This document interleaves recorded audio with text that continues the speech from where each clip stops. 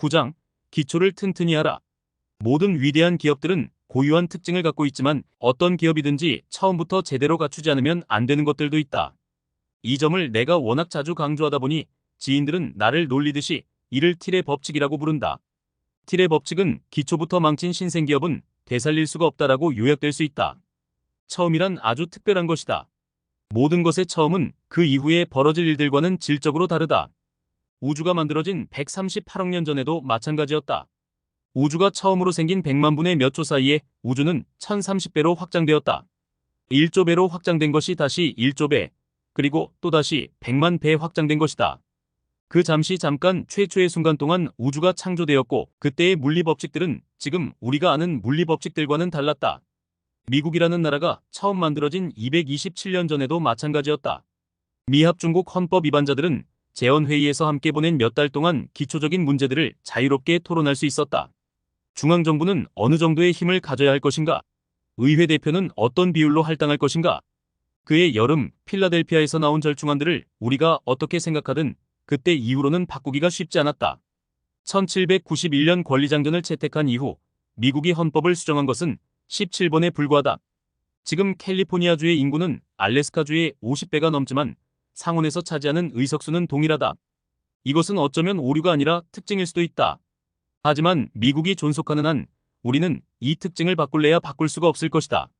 재헌회의를 또다시 열 수는 없기 때문에 지금 우리는 그보다 작은 문제들만 가지고 갑론을박하고 있다. 이런 점에서 기업은 국가와 비슷하다. 일찌감치 내려진 나쁜 결정들 예컨대 파트너를 잘못 골랐다거나 사람을 잘못 채용했다거나 하는 것들은 이후에는 바로잡기가 아주 어렵다. 어쩌면 파산 명령이라도 나야 누군가 바로잡아볼 시도라도 해볼 것이다. 회사 창업자의 가장 중요한 임무는 최초의 사안들을 제대로 처리하는 것이다. 부실한 기초 위에 위대한 기업을 세울 수는 없다. 결혼과 비슷한 공동 창업자 찾기. 무언가를 시작할 때 결정해야 하는 것들 중 가장 중요한 것은 누구와 함께 시작하느냐다. 공동 창업자를 고르는 일은 결혼과도 비슷해서 창업자 간의 충돌은 이혼만큼이나 지저분해진다. 어떤 관계에서든 처음에는 낙관론이 지배한다. 잘못될 수 있는 여지가 무엇이 있는지 차분하게 생각해보는 것은 전혀 낭만적이지 않기 때문에 사람들은 긍정적으로만 생각한다. 하지만 창업자들 사이에 합치될 수 없는 의견 차이가 점점 커지면 희생되는 것은 회사다. 1999년 루크 노색은 페이팔의 공동 창업자 중 한 명이고 지금도 나는 파운더스 펀드에서 루크와 함께 일하고 있다. 하지만 페이팔보다 1년 앞서 루크는 다른 사람과 함께 회사를 세웠고 나는 그 회사에 투자했다. 루크로서는 그 회사가 처음으로 세운 회사였고 나로서는 그 회사가 첫 투자처 중 하나였다. 당시에는 우리 둘 다 몰랐지만 그 회사는 처음부터 실패할 운명이었다. 루크와 그의 공동 창업자는 서로 전혀 맞지 않았던 것이다. 루크는 기발하고 독특한 생각을 하는 사람이었고 그의 공동 창업자는 MBA 타입의 1990년대 골드러시를 놓치기 싫어한 사람이었다. 두 사람은 어느 창업 동호회에서 만나 잠깐 이야기를 나눈 뒤 함께 회사를 차리기로 결정했다. 라스베이거스의 슬롯머신 앞에서 처음 만난 사람과 결혼하는 것과 별반 다르지 않은 결정이었다. 어쩌면 잭팟을 터뜨릴 수도 있겠지만 오래도록 지속되기는 힘든 관계였다. 두 사람의 회사는 공중으로 날아가 버렸고 나는 투자금을 잃었다. 지금 나는 스타트업의 투자를 고려할 때 창업자들을 면밀히 조사한다. 기술적 능력이나 서로 보완적인 능력을 갖는 것도 중요하지만 공동 창업자들이 서로를 얼마나 잘 알고 얼마나 잘 협업하는가 하는 부분도 그에 못지않게 중요하다. 창업자들은 함께 회사를 세우기 전부터 서로 역사를 갖고 있어야 한다. 그렇지 않으면 창업은 주사위 던지기나 마찬가지다. 소유권, 점유권, 통제권. 창업자들끼리 서로 잘 지내는 것으로 끝이 아니다. 회사에 있는 모든 사람이 원활하게 협동할 수 있어야 한다. 실리콘밸리에 사는 자유방임주의자라면 혼자서 회사를 차리면 이 문제를 해결할 수 있다고 말할지도 모른다. 물론 프로이트나 융을 비롯해 많은 심리학자들이 개인의 마음도 여러 갈래로 나뉜다는 이론들을 내놓긴 했지만 적어도 비즈니스의 세계에서는 혼자서 일한다면 절대로 엇박자가 나는 일은 없을 것이다. 그러나 안타깝게도 이 경우에는 세울 수 있는 회사의 종류에 제한이 생긴다. 여러 사람이 뭉치지 않고 0에서 1이 되기는 매우 어렵다. 실리콘밸리에 사는 무정부주의자라면 꼭 맞는 사람을 고용하면 완벽한 조화를 이룰 수 있다고 말할지도 모른다. 특별한 장치를 마련하지 않아도 평화롭게 잘 지낼 수 있는 사람을 고르면 된다고 말이다. 직장에서 생기는 뜻밖의 일이나 심지어 무정형의 혼돈조차 나머지 세상 사람들이 만들어내고 복종하는 오래된 규칙들을 무너뜨리는 데는 오히려 도움이 되는 것으로 간주된다. 사실 사람들이 천사였다면 정부는 필요하지 않았을 것이다. 그러나 제임스 매디슨 미국의 4대 대통령, 미국 헌법 초안을 기초했다 이 말했듯이 인간은 천사가 아니다. 그렇기 때문에 회사를 경영하는 최고 경영자들과 통제하는 이사들은 각자 역할이 서로 다른 것이고 회사에 대한 창업자의 권리와 투자자의 권리를 공식적으로 정해두는 것이다. 서로 잘 어울릴 좋은 사람들도 필요하지만 장기간 모든 사람이 조화를 이루려면 장치가 필요하다. 어느 회사든 엇박자가 날 수 있는 요인을 미리 예측해보고 싶다면 다음과 같은 세 가지 개념을 구별해보는 것이 도움이 된다. 소유권 법적으로 회사의 자산을 소유한 사람이 누구인가? 점유권 실제로 매일 회사를 운영하는 사람이 누구인가? 통제권 공식적으로 회사에 생긴 일들을 통제하는 사람이 누구인가? 일반적인 신생기업이라면 소유권은 창업자와 직원, 투자자가 나눠 갖는다. 점유권은 회사를 운영하는 경영자들과 직원들이 누리게 된다. 그리고 의뢰, 창업자와 투자자로 구성되는 이사회가 통제권을 행사한다. 이론적으로는 이런 식으로 역할을 나눠두면 아무 문제가 생기지 않을 것이다. 소유권을 일부 나눠 가지면 금전적 혜택이 있으므로 투자자와 직원을 쉽게 끌어모을 수 있고 그들에게 적절한 보상을 해줄 수 있다. 회사를 효과적으로 점유하면 창업자나 직원들은 동기가 부여되고 권한이 늘어나므로 일을 더 잘할 것이다.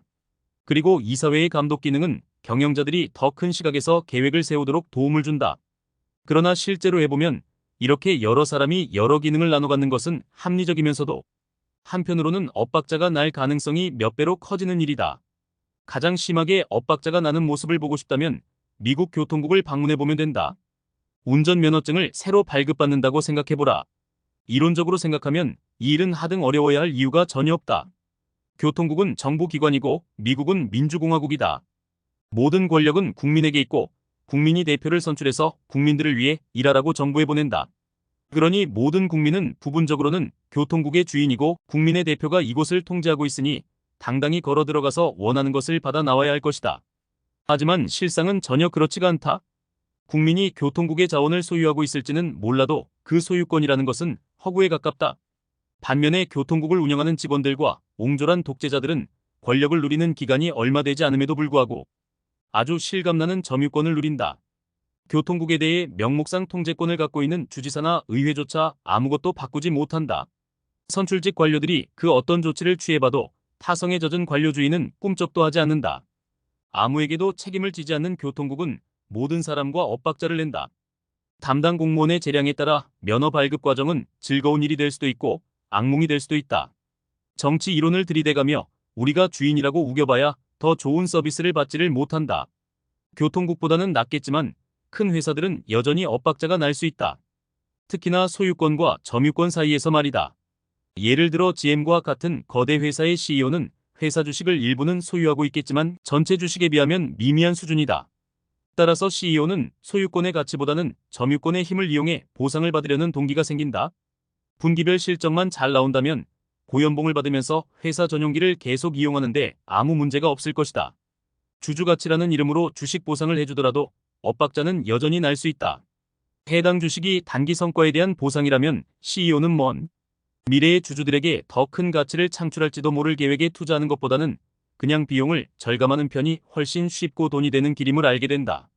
대형 회사들과는 달리 초기 단계의 신생기업이라면 규모가 작기 때문에 창업자가 소유권과 점유권을 모두 갖는 것이 통상적이다. 따라서 신생기업에서 대부분의 충돌은 점유권과 통제권 사이, 즉 이사회에 있는 창업자들과 투자자들 사이에 발생한다. 시간이 지나면서 이해관계가 분열되면 충돌 가능성이 늘어나기 때문이다. 이사회 구성원들은 최대한 빨리 회사를 상장시켜서 승리를 만끽하고 싶을 것이고 창업자들은 비공개 기업 상태 그대로 사업을 더 키우고 싶을 것이다. 이사회는 작을수록 좋다.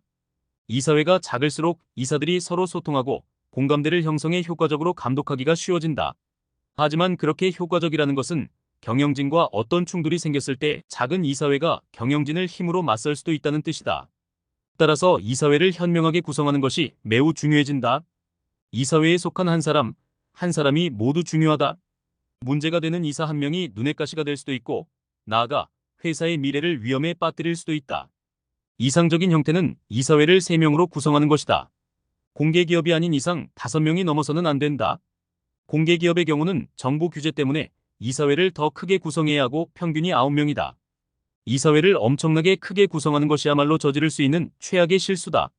잘 모르는 사람들이 비영리단체의 이사회가 열 몇 명씩으로 구성된 것을 보면 이렇게 생각한다. 이 단체에 헌신하는 훌륭한 사람들이 이렇게나 많다니? 정말 잘 운영되겠어. 하지만 실제로는 거대 이사회는 효과적인 감독 기능을 전혀 수행하지 못한다. 그 단체를 실제로 주무르는 사람이 해놓은 일에 겨우 방패막이나 되어줄 수 있을 뿐이다.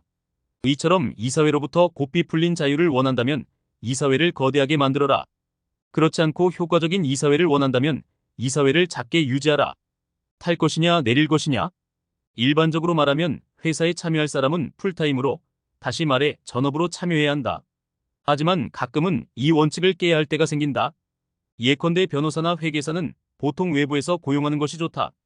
그러나 누가 되었든 스톡옵션을 갖고 있지 않거나 고정된 월급을 받아가는 사람은 기본적으로 같은 생각을 가진 사람이 아니다. 그런 사람은 미래에 더 많은 가치를 창조하는 것보다는 가까운 시일 내에 돈이 되는 쪽으로 기울게 되어 있다. 컨설턴트를 고용해봐야 별 도움이 되지 않는 것은 이 때문이다.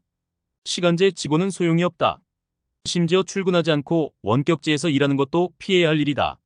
같은 날, 같은 장소에서 종일 함께 있지 않으면 생각의 차이가 조금씩 벌어질 수 있다. 누군가를 이사회에 넣을지 말지를 결정할 때는 둘 중 하나밖에 없다. 켄 키지 소설 뻐꾸기 둥지 위로 날아간 새의 작가의 말처럼 버스에 타든지 내리든지 양당 간의 결정을 내려야 한다. 현금이 다가 아니다. 사람들이 무언가에 온전히 헌신하려면 적절한 보상이 필요하다. 만약 어느 기업가가 내게 투자를 청하면 나는 그에게 스스로에게 얼마의 보상을 지급할 생각인지 물어본다. CEO에게 주는 돈이 적을수록 회사는 더 좋은 성과를 낸다. 이것은 내가 수백 개의 스타트업에 투자하면서 알게 된 가장 뚜렷한 패턴 중 하나다. 벤처 캐피털의 자금 지원을 받는 초기 단계의 스타트업이라면 그 어떤 경우에도 CEO가 15만 달러 이상의 연봉을 받아서는 안 된다. 해당 CEO가 구글에서 훨씬 더 큰 돈을 받는데 익숙하다거나 거액의 주택담보대출이 있다거나 혹은 자녀가 비싼 사립학교에 다니고 있더라도 상관없다. CEO가 30만 달러의 연봉을 받는다면 그는 창업자보다는 정치가가 될 위험이 있다. 고액의 연봉을 받는 사람은 자신의 월급과 함께 현 상태를 방어하려는 동기가 생기기 때문이다. 그는 다른 모든 사람들과 힘을 합쳐 문제점을 부각시키거나 공격적으로 문제를 해결하려고 들지 않을 것이다. 반면에 현금이 부족한 경영자는 전체 회사의 가치를 높이는 데 집중하게 된다. 또한 CEO의 연봉이 낮으면 다른 사람들에게도 본보기가 된다. 온라인 파일 공유 및 클라우드 서비스 업체인 박스의 CEO 에런 레비는 언제나 자신이 다른 모든 직원들보다 낮은 월급을 받도록 주의를 기울였다. 박스를 설립하고 4년이 지난 후에도 그는 여전히 본사에서 2블록 떨어진 매트리스를 제외하면 아무 가구도 없는 방 한 칸짜리 아파트에서 살고 있었다. 직원들은 모두 CEO가 회사의 목표를 향해 헌신하고 있다는 것을 분명히 알 수 있었고 그 모습을 본받았다. 만약 CEO가 사내에서 가장 낮은 월급으로 본보기를 세울 수 없다면 가장 높은 월급을 받아서 본보기가 될 수도 있다. 그 금액이 높지만 않다면 그 금액이 현금 보상의 최대액이라는 효과적인 상한선이 될 수 있다. 현금은 매력적이다. 현금은 선택 가능성 그 자체다. 월급을 받으면 그 돈으로 원하는 것은 무엇이든 할 수 있다. 하지만 고액의 현금 보상은 직원들에게 시간을 투자해 미래의 새로운 가치를 창조하게 만들기보다는 회사가 이미 갖고 있는 가치를 뽑아 쓰게 만든다. 현금 보너스 역시 현금 월급과 별 차이가 없다. 그래도 보너스는 일을 잘해야 주는 것이긴 하지만 말이다. 그러나 소위 인센티브라고 해도 단기적 사고와 보상을 조장하기는 마찬가지다. 현금이라면 종류를 막론하고 미래보다는 현재를 중시한 것이다. 주식이라는 보상. 신생기업들이 높은 연봉을 줄 필요가 없는 것은 더 좋은 무언가를 제시할 수 있기 때문이다. 회사 자체의 부분적 소유권 말이다. 주식이라는 형태의 보상은 사람들이 미래의 가치를 창조하도록 방향을 잡아주는 데 효과가 있다. 하지만 주식이 충돌을 조장하는 것이 아니라 헌신을 이끌어내려면 주식 할당에 주의를 기울여야 한다. 모든 사람에게 똑같은 지분을 주는 것은 대부분의 경우 실수다. 사람마다 재능과 책임이 다르고 기회비용도 다른데 똑같은 지분을 준다는 것은 처음부터 임의적이고 불공정한 처사다. 반면에 미리 서로 다른 지분을 정해놓는 것 역시 똑같이 불공정하게 보일 것이다. 2단계에서 벌써 원망이 생긴다면 회사에게는 치명적이겠지만 그렇다고 충돌을 완벽하게 피하면서 소유권을 나눠 가질 공식 따위는 없다. 이런 문제점은 시간이 지나면서 회사에 합류하는 사람이 늘어나면 더욱더 민감해진다. 더 많은 위험을 감수한 초기 직원들이 가장 큰 지분을 가져가는 것이 보통이지만 나중에 합류한 직원들이 회사의 성공에는 더욱 중요할 수도 있다. 1996년에 이베이에 합류한 비서가 1999년에 합류한 업계의 베테랑 사장보다 200배나 많은 돈을 벌었을 수도 있다. 2005년에 페이스북의 사무실 벽에 그림을 그려준 그래피티 아티스트가 받은 주식은 나중에 그 가치가 2억 달러가 되었는데 2010년에 합류한 유능한 엔지니어는 200만 달러밖에 벌지 못할 수도 있다. 완벽하게 공정한 방법으로 소유권을 나눌 방법은 없기 때문에 창업자들은 세부 사항은 비밀에 붙이는 편이 낫다. 모든 사람의 지분을 명기한 이메일을 회사에 돌리는 것은 사무실에 핵폭탄을 떨어뜨리는 것이나 마찬가지다. 대부분의 사람들은 지분을 전혀 원하지 않는다. 한 번은 페이팔에서 컨설턴트를 고용한 적이 있었다. 그는 돈이 되는 사업 개발 거래를 협상해 주기로 했다. 결국 그는 아무것도 성공시키지 못했지만 하루 $5,000씩 꼬박꼬박 받아갔다. 스톡 옵션을 받는 것은 거절했다. 신생기업의 주방장이 백만장자가 되는 일도 있지만 주식이 매력적이지 않다고 생각하는 사람도 많다. 주식은 현금처럼 유동적이지 않고 특정 기업에 매여 있는 것이기 때문이다. 그 회사가 성공하지 못하면 주식은 휴지 조각이 된다. 하지만 주식이 강력한 도구가 되는 것도 바로 그런 제한 때문이다. 현금으로 받는 것보다 회사 일부를 소유하고 싶어하는 사람이라면 장기적인 것을 선호하는 사람이고 회사의 미래 가치를 증가시키는 데 전념할 사람이다. 주식이 완벽한 인센티브가 될 수는 없지만 회사의 창업자가 사내의 모든 이들을 크게 보고 한 방향으로 이끌고 가기에는 최선의 수단이라고 할 수 있다. 도약 가능성을 열어두다. 밥 딜런이 이런 말을 한 적이 있다. 태어나기에 바쁘지 않은 사람은 죽기에 바쁘다. 그의 말이 맞다면 태어나는 것은 한순간으로 끝나지 않는다. 어쩌면 우리는 지금도 계속 태어나고 있는 중일 수도 있다. 적어도 시적으로는 말이다. 하지만 회사의 설립 순간만큼은 정말로 딱 한 번만 일어난다. 미래의 가치를 창출할 수 있는 방향으로 사람들을 이끌어줄 규칙들을 세울 수 있는 기회는 그 최초의 순간밖에 없다. 가장 가치 있는 기업들은 기업이 만들어지는 순간에만 발명할 수 있는 것들을 나중에도 발명할 수 있게 가능성을 열어둔다. 이렇게 되면 회사는 제2의 도약이 가능해진다. 제2의 도약은 회사가 새로운 것을 창조하는 한 끝없이 계속되며 회사가 창조를 멈추는 순간 끝이 난다. 회사를 처음 세울 때 올바른 결정들을 내린다면 가치 있는 회사를 만드는 것을 넘어 그 이상의 일을 할 수 있다. 먼 미래에도 처음 물려받은 성공만 지켜내는 것이 아니라 새로운 것을 창조할 수 있는 회사를 만들 수 있는 것이다. 어쩌면 회사의 새로운 도약의 순간을 무한히 연장시킬 수 있을지도 모른다.